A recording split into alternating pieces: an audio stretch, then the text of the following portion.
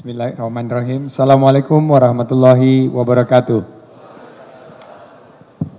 Salatu wassalamu ala asrofil anbiya'i wa mursalin wa ala alihi wa sahbihi ajmain amma ba'd.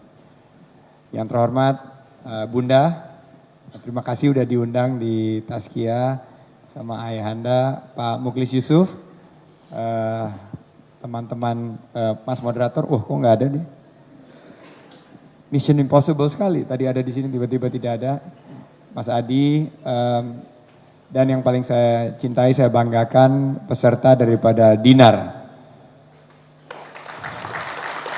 Coba saya tes yel-yelnya ya. Dinar 2015. Hebat juga, bisa jadi motivator saya. Saya bukan motivator, yang jelas bukan ustadz juga. Walaupun kadang-kadang suka pakai pakaian kayak ustadz karena cita-cita sebagai kayak ayahanda belum kesampaian. Tapi kebetulan sekarang sudah mulai banyak waktu untuk bisa sharing. Jadi nanti next time, anytime dipanggil sama Pak Ustadz ke sini, saya lebih banyak waktu untuk cerita bagaimana memulai usaha dan melakukan percepatan pertumbuhan daripada perusahaan kami dari usaha kecil menjadi menengah, menengah menjadi besar. Nah, ini ada sharing sedikit bagaimana perekonomian Indonesia dan apa peran pengusaha atau entrepreneur yang kita hadapi dalam pertumbuhan ekonomi Indonesia. Saya tidak pernah bermimpi untuk menjadi pengusaha, tapi tahun 97-98 dikala krisis menerpa Indonesia, tiba-tiba saya harus pindah kuadran dari seorang karyawan, akhirnya memulai usaha. Nah, jadi sama seperti kakak saya di sini, kami dididik dengan disiplin oleh ayah dan ibu. Pokoknya harus sekolah, selesai sekolah, kita adalah bagian dari 99% tadi Pak Ustadz. Jadi kita yang cepet-cepet nyiapin resume, CV, langsung mendaftar di berbagai perusahaan, kalau bisa cari perusahaan yang kasih beasiswa. Dan waktu itu alhamdulillah saya setelah bekerja selama 2 tahun dapat beasiswa, melanjutkan ke S2, kembali lagi berkarir, bermimpi ingin menjadi pimpinan daripada perusahaan tersebut. Sampai umur 27 karir saya cukup melesat. Waktu itu salah satu vice president termuda di perusahaan investasi, jaringannya cukup. Tapi yang betul-betul membanggakan adalah bisa mandiri, dan pada tahun 97 itu naik pangkat saya Pak Ustadz, jadi CFO, Chief Financial Officers. Waktu itu adalah salah satu Chief Financial Officers termuda di Asia Tenggara di tahun 97. Tapi apa yang terjadi, pertengahan sampai akhir 97 terjadi apa yang kita sebut sebagai krisis moneter, krisis ekonomi Asia. Saya ingat banget pagi-pagi, saya kalau masuk kantor tuh paling pagi dulu sebagai profesional, sudah ada belum familiar waktu itu email ya. Email itu baru di akhir tahun 90 di perusahaan kami, kalau nggak salah di industri finansial itu baru pertengahan 90, tapi saya dapati secari kertas di atas meja saya. Apa secari kertas tersebut? Ternyata itu adalah surat bahwa menyatakan saya di PHK. Jadi untung tidak bisa diraih, dan juga malah malapetaka yang menghampiri kita. Jadi tinggal selangkah lagi menjadi pimpinan perusahaan, tapi apa yang didapat? Karena krisis, perusahaan menyatakan ingin menutup usahanya. Akhirnya saya waktu itu baru menikah Bunda sama Mbak Nur, dan baru punya baby. Akhirnya memutuskan, ya sudah, kalau begitu caranya, kita tidak pernah disiapkan sebagai entrepreneur. Ayah saya adalah seorang profesional, ibu saya seorang guru, tidak pernah memiliki niatan untuk menjadi entrepreneur, akhirnya nggak siap.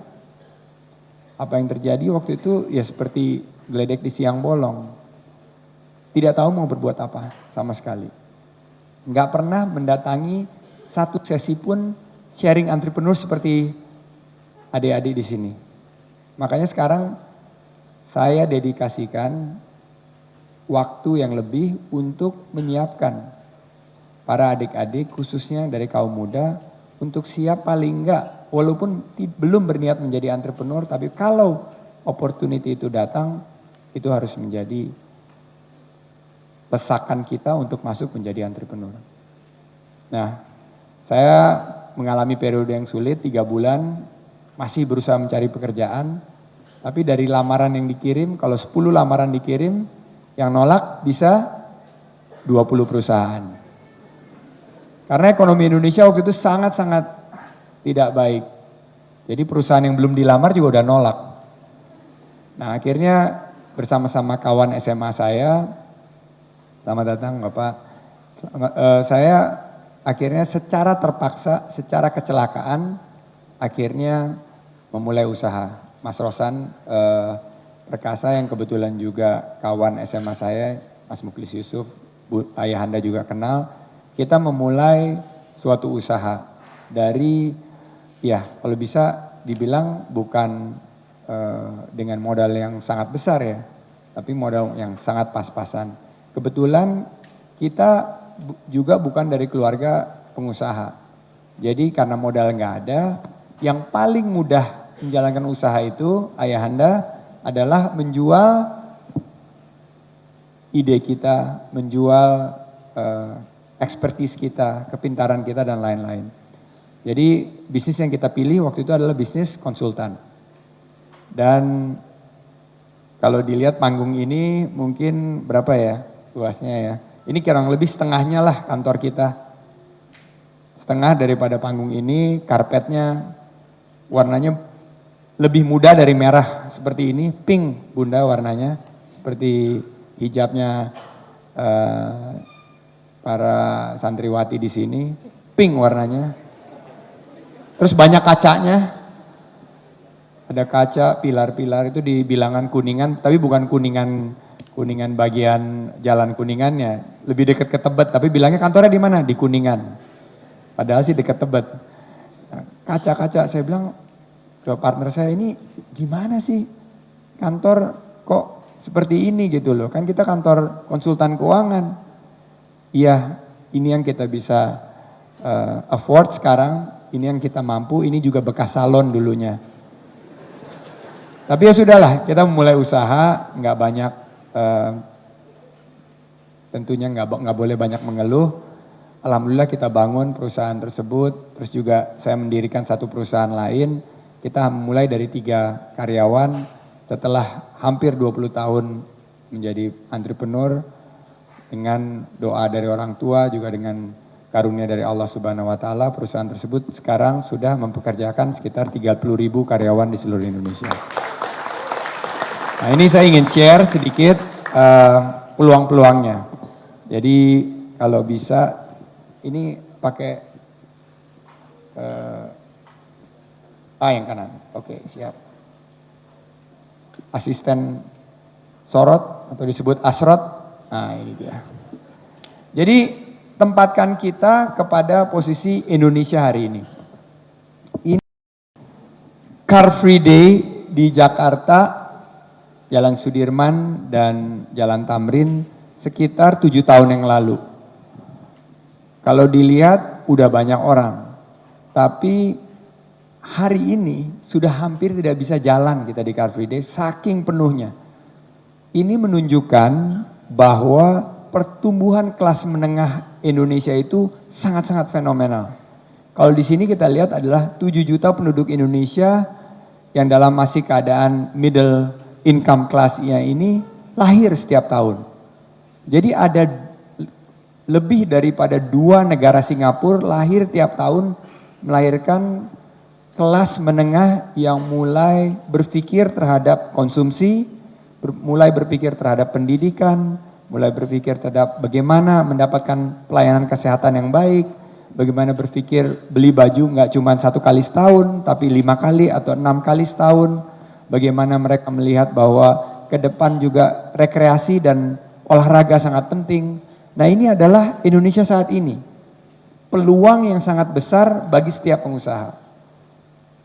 Ini mungkin masa keemasan daripada Indonesia, di mana kelas menengahnya tumbuh karena memang perekonomian Indonesia tumbuh. Jadi kalau kita melihat peluang ini adalah suatu karunia.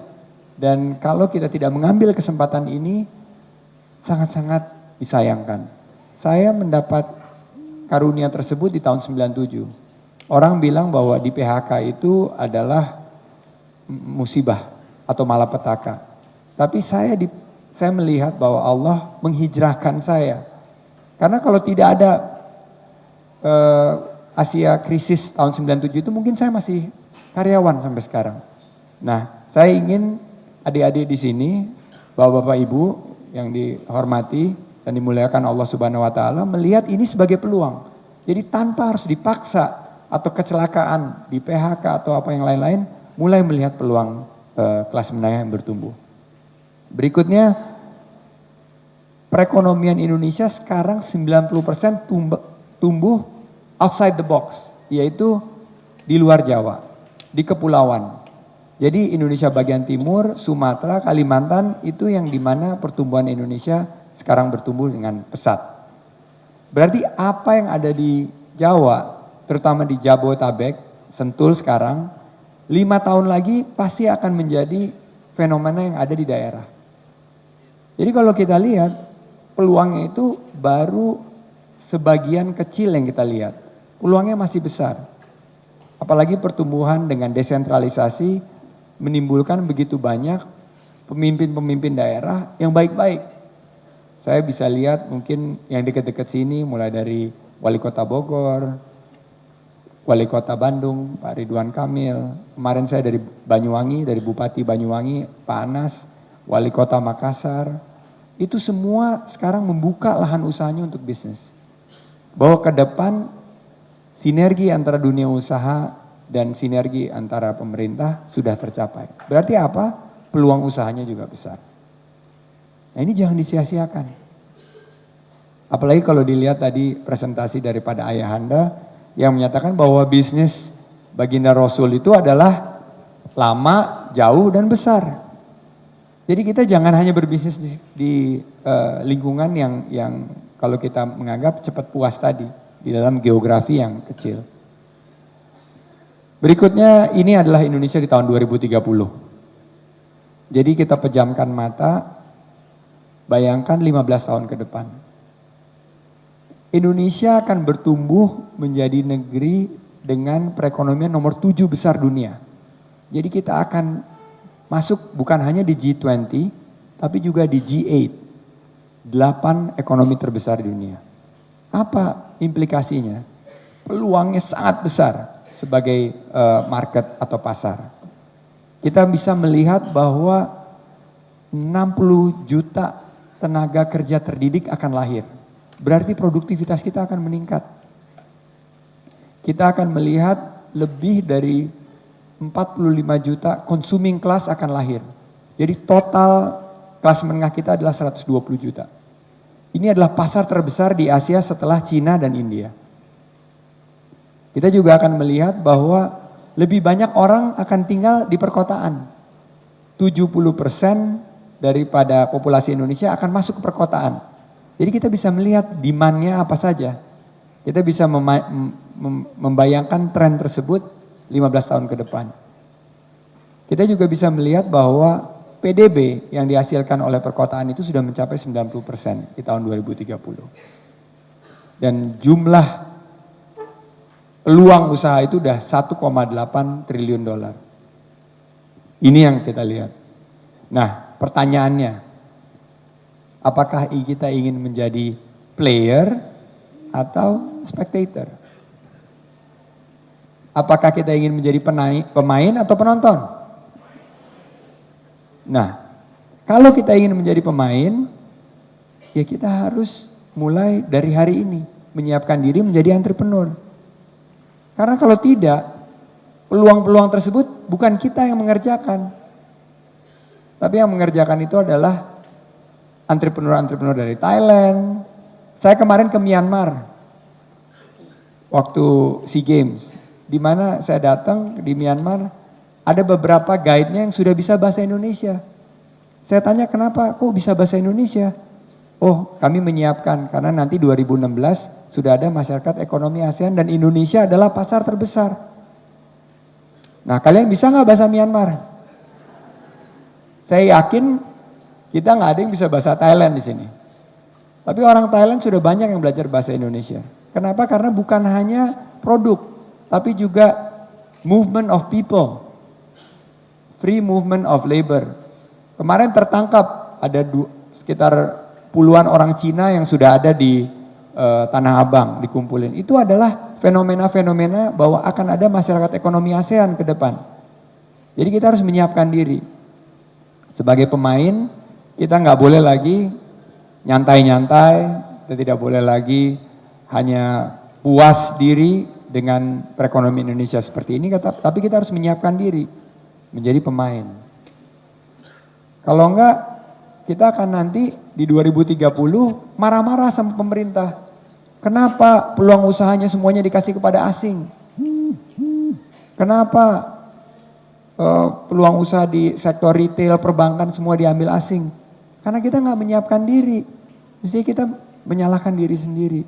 Saya ingat, saya tanya sama om saya waktu itu, Pak Profesor John Katili. Dia waktu itu adalah Dirjen Pertambangan. Om saya, adik dari kakaknya ayah saya. Saya tanya, Om, kok seluruh tambang-tambang yang besar, tambang emas, tambang batu bara, tambang mineral yang lainnya, kok dikasih ke asing ya? Nah, terus saya tanya seperti itu sama dia. Jawaban dia itu yang betul-betul membelalakan mata saya. Dia bilang, Sandi, di tahun 1960 dan 1970 kami mencoba mendorong pengusaha Indonesia masuk ke sektor tambang. Yang ada, begitu pengusaha Indonesia dikasih kesempatan masuk di sektor tambang, apa yang dilakukan? Ya jadi McLaren, makelar. Begitu dapat peluangnya dikasihkan ke asing. Dan kalau ada pengusaha yang mengerjakan hanya sebagai kurang lebih sebagai agen atau sebagai broker. Dia bilang ya jangan disalahkan pemerintahnya karena begitu dikasih kepada pengusaha Indonesia yang tadi yang disebutkan ayahanda bahwa cepat puas, complacent. Itu yang ada di menghinggapi kita terutama di dunia usaha. Nah kita juga sekarang melihat kalau kita nggak menyiapkan diri nanti 2030 bukan hanya industri perbankan. Tapi industri retail, jual jilbab juga bukan orang Indonesia lagi. Mungkin orang Laos atau orang Kambodia. Jual kuliner, mungkin kuliner khas Sunda itu bukan lagi kita yang jual. Tapi yang jual itu adalah ya tentunya pengusaha-pengusaha lain yang lebih keras kerjanya daripada kita.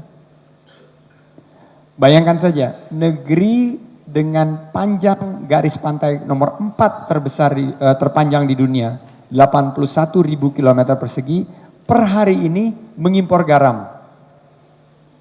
Mengimpor garam. Saya sama ayahanda minggu lalu pinjam sama bunda kita ke Komodo Island. Di situ lautnya sangat luas. Tapi per hari ini PDB kita yang disumbang dari sektor kemaritiman hanya 2%. Beberapa industri pengolahan ikan mengimpor ikan. Dari mana? Dari Thailand sama Vietnam. Mungkin ikannya diambil dari Indonesia terus diekspor balik ke Indonesia. Nah ini yang paradoks-paradoks seperti ini karena kita nggak punya pengusaha. Kita nggak punya wirausahanya. Nah tugasnya insya Allah ini sekitar mungkin 300-400 adik-adik yang di sini keluar dari ruangan ini berpikir memulai suatu usaha untuk menangkap begitu banyak peluang yang ada. Kita harus bisa berdiri sendiri. Kita harus mampu menjadi pemain bukan menjadi penonton.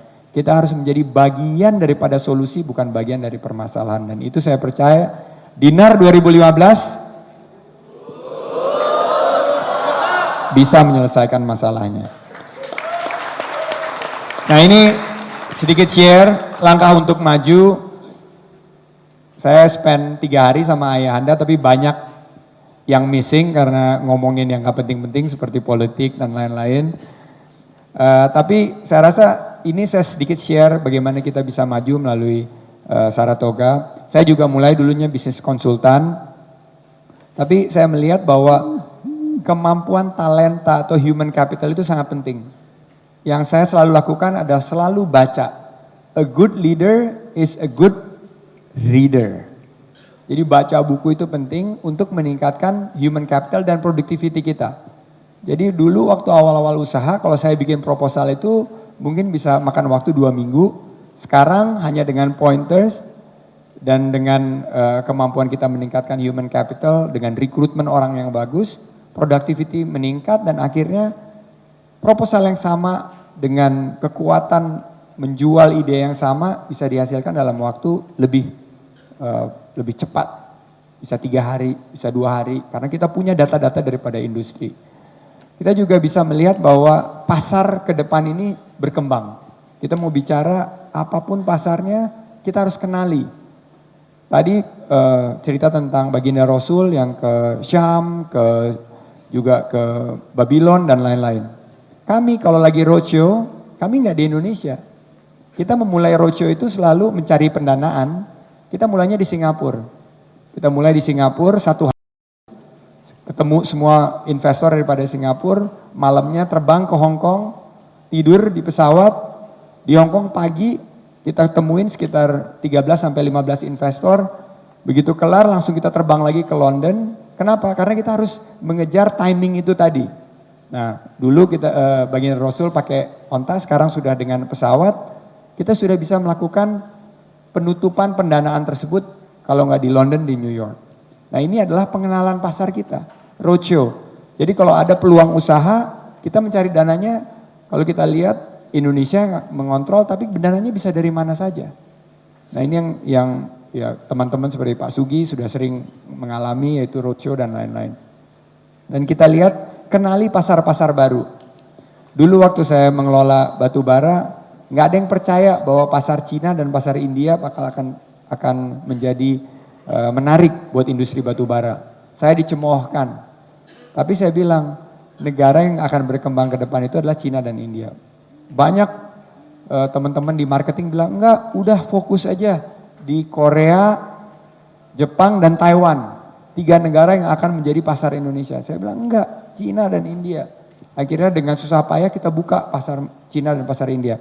Per hari ini, Cina dan India menguasai 30% sekarang pangsa pasar daripada ekspor Indonesia. Nah, ini adalah bentuk bagaimana kita mengenali pasar baru. Jangan complacent, jangan mudah. Kalau kita mungkin melihat di sini, yang ekspor bisa melihat pasar-pasar yang lain, yang juga usahanya hanya domestik juga bisa melihat peluang-peluang yang lain. Ini perlu. Berikutnya, untuk langkah untuk maju adalah kita harus melihat peluang usahanya ada di mana saja. Saya rasa masalah food, khususnya bidang agriculture ini akan besar. Selama manusia Indonesia dan manusia dunia itu akan makan, 7 billion atau 7 miliar rakyat di seluruh dunia itu akan masih perlu makan. Jadi bisnis agriculture atau bisnis makanan berbasis agrobisnis itu akan tumbuh berkembang. Dan pemainnya di Indonesia sangat sedikit. Sangat-sangat sedikit. Saya saja baru belajar di agrobisnis ini. Saya lagi lihat kebun mangga sekarang. Orang bilang gila, ngapain cari kebun mangga? Saya bilang ke depan industri buah-buahan dan hortikultura ini akan tumbuh berkembang. Kita bisa melihat kok pada saat ini nanas dan pisang kita impor. Karena kita kalau memakan pisang yang bagus dengan warna yang menarik dan packaging yang bagus, itu semua impor. Baru dikembangkan 1 di Lampung, itu salah satu pengusaha yang cukup sukses, pengusaha Indonesia. Tapi masih banyak pasarnya. Jadi food dengan basis agriculture akan bagus. Dan saya rasa global selain food ini adalah energi. Energi terbarukan itu akan sangat-sangat baik. Jadi mini hydro, kita bicara geothermal, biomasa dan lain-lain. Bagaimana mengolah sampah menjadi energi. Ini menjadi bisnis yang sangat besar ke depan. Dan ketiga, menurut saya yang sangat besar juga ke depan adalah bisnis-bisnis berbasis lingkungan. Bagaimana menjaga lingkungan. Islam mengajarkan kita bagaimana menjaga lingkungan. Terapkan ilmu Islam agar kita environmental friendly. Ini akan jadi bisnis yang sangat besar.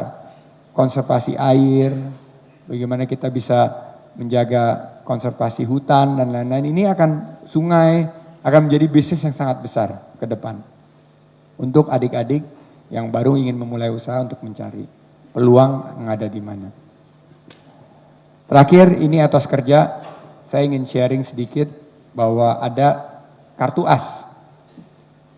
Kalau membangun usaha itu ada values-nya. Dan saya membangun values ini juga by accident, bukan by design, karena tidak pernah saya mendesain pekerjaan menjadi entrepreneur. Pertama saya lihat kunci kesuksesan dari setiap entrepreneur itu sama, benang merahnya sama, yaitu kerja keras. Kerja keras itu adalah ciri-ciri dari setiap pengusaha. Mau itu Khairul Tanjung, mau itu yang dari non-muslim seperti James Riyadi, maupun dari pengusaha-pengusaha yang masih usaha kecil, ciri-cirinya adalah kerja keras. Jadi kartu as yang pertama itu adalah kerja keras. Never ever underestimate peluang yang diberikan kepada kita. Karena opportunity atau peluang itu hanya datang sekali. Dan kalau kita kerjanya setengah-setengah atau malas-malasan, opportunity itu akan pergi. Saya cerita sama ayahanda bagaimana saya mendapat klien pertama saya. Jadi saya diajarkan ibu disiplin. Klien pertama saya ini susah sekali.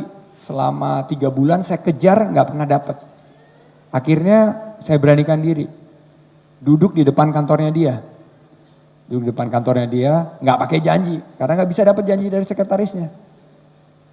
Nah, begitu dia keluar dari ruangannya, dia lihat saya bilang, Pak, saya ingin memberikan proposal kepada Bapak. Ada janji? Nggak ada janji. Saya bilang, wah saya nggak ada waktu, dia bilang gitu. Saya bilang, saya hanya perlu waktu 3 menit. 3 menit, saya bilang. Nah itu dia bilang, oh kalau 3 menit, ya jalan sama saya deh ke bawah pakai lift. Karena dia kebetulan mau pergi. Nah di sini kita harus juga menyiapkan diri. Makanya as yang kedua itu adalah kerja cerdas. As yang kedua kerja cerdas. Jadi kerja cerdas yang saya praktekkan waktu itu adalah communication skill.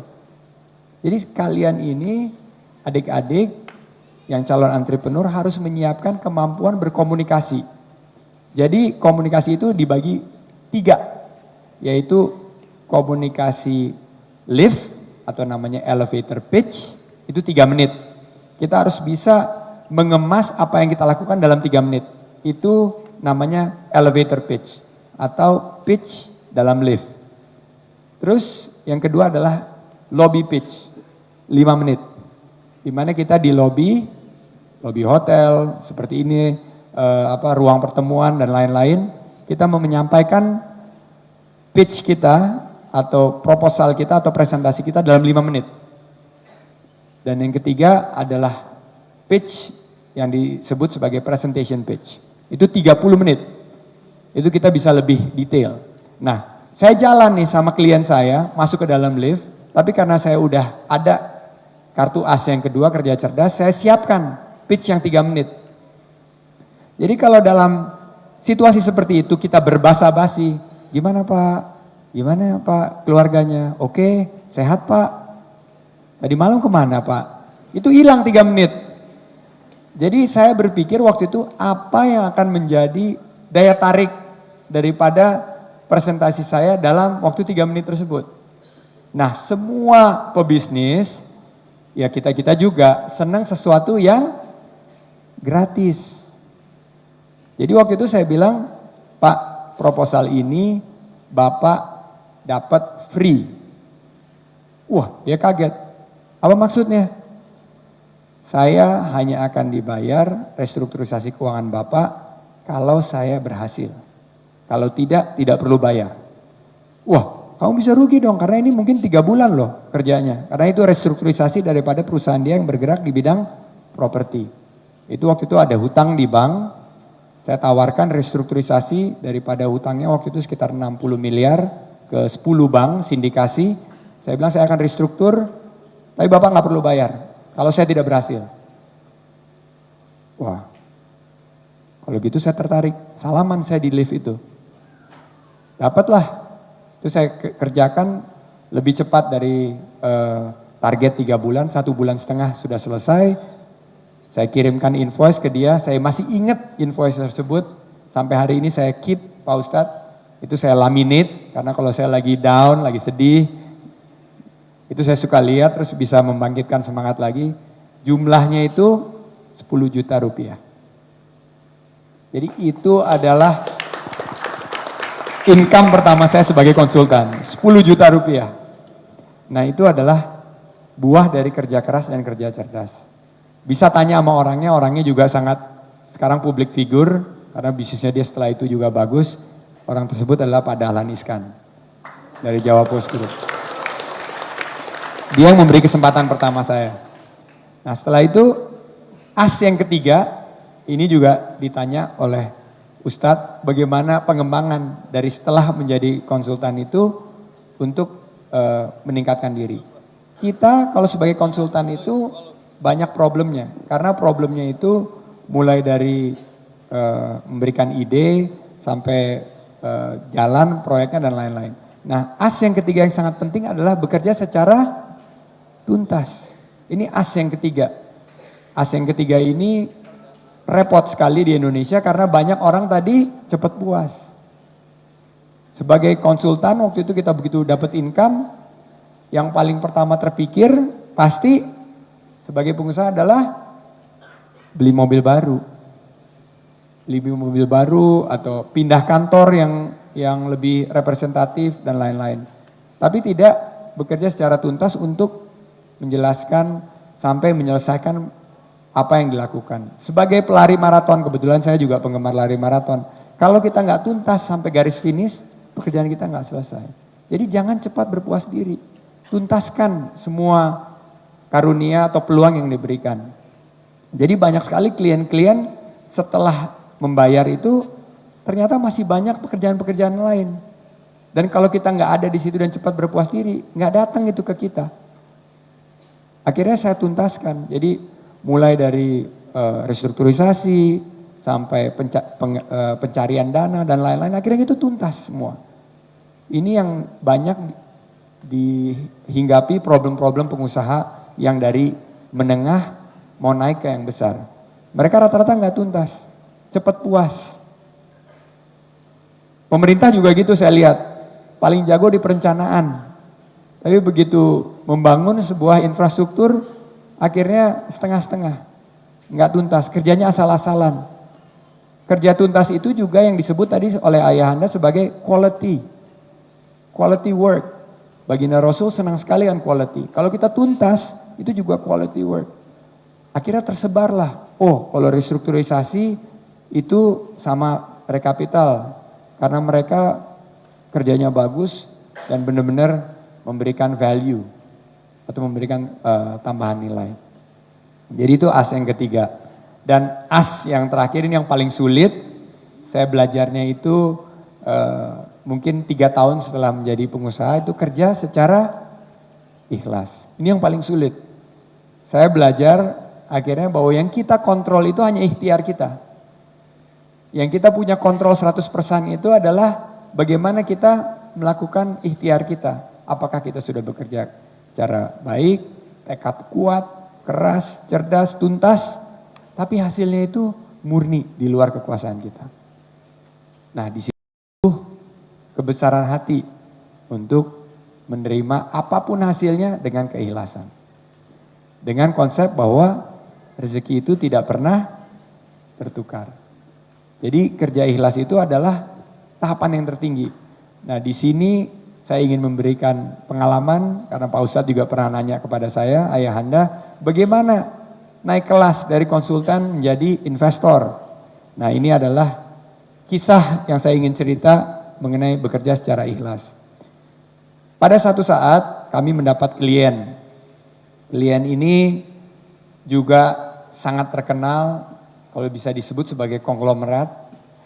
Kami beruntung mendapatkan restrukturisasi perusahaan yang cukup besar. Dan di dalam restrukturisasi itu ada banyak anak perusahaan. Nah, setelah selesai restrukturisasi tersebut, kami tagih, kirim invoice. Ini kan konsultan, kirim invoice.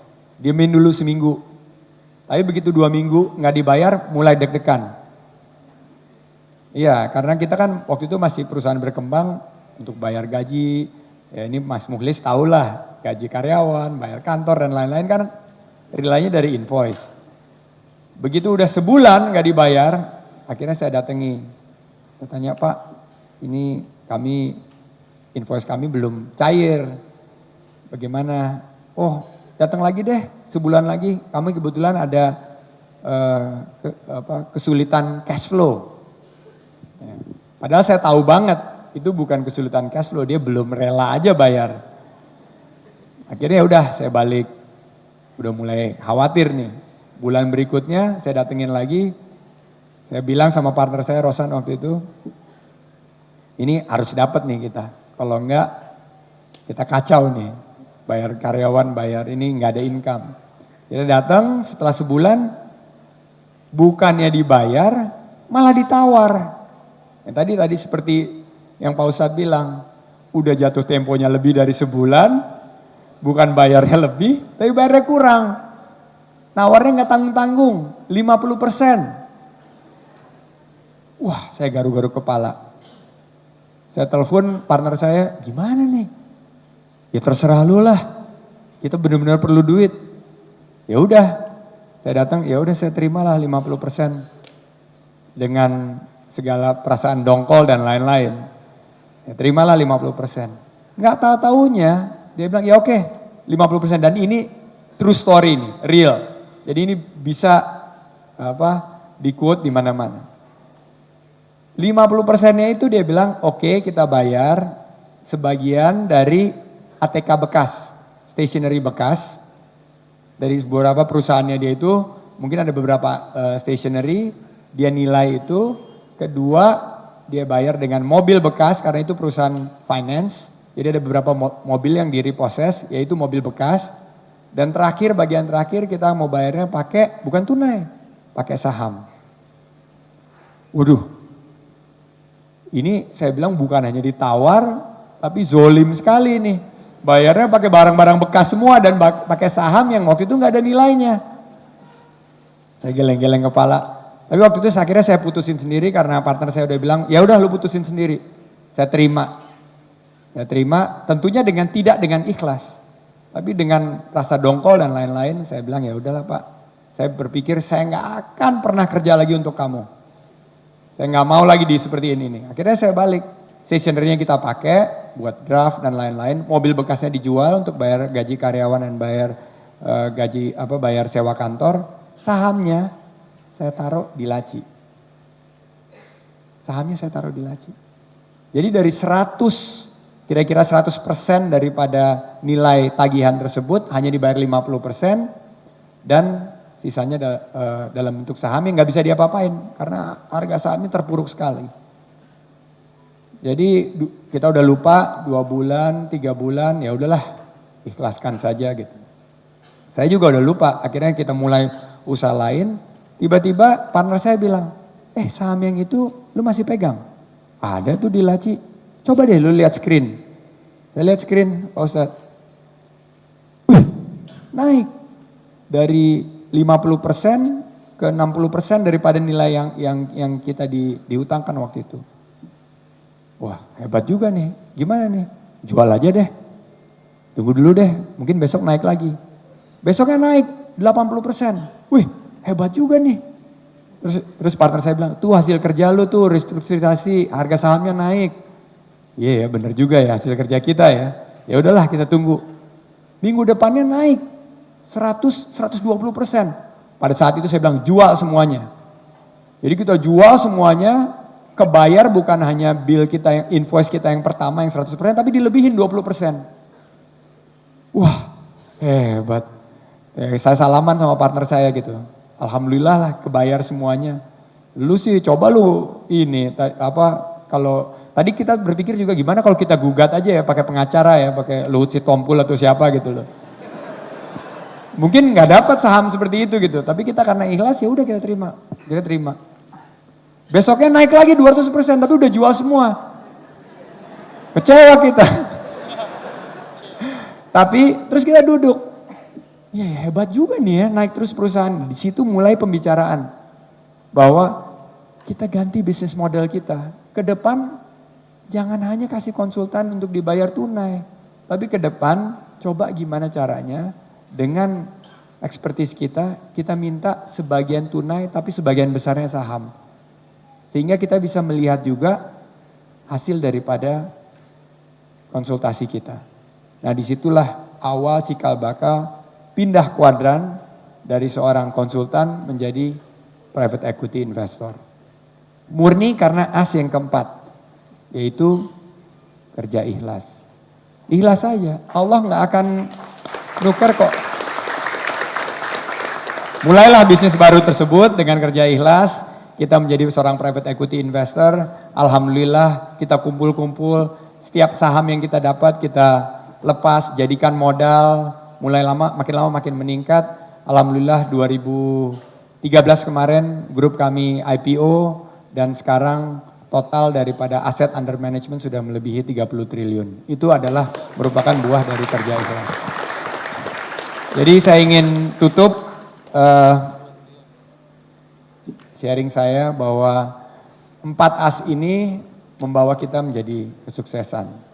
Kerja keras, kerja cerdas, kerja tuntas, dan kerja ikhlas. Dan saya percaya bahwa di antara mungkin 10 atau 15 atau mungkin 20 dari adik-adik di sini mungkin akan lebih sukses daripada saya. Karena saya nggak mendapat kesempatan ini. Saya nggak dapat kesempatan untuk sharing seperti ini. Dengan sharing seperti ini akan lahirlah Hairul Tanjung baru, akan lahirlah pebisnis-pebisnis seperti Sandi Uno yang baru yang ke depan. Saya percaya juga pasti akan Taskia ini akan tambah sukses dan mudah-mudahan Dinar 2015 akan menjadi tonggak sejarah. Terima kasih. Assalamualaikum warahmatullahi wabarakatuh.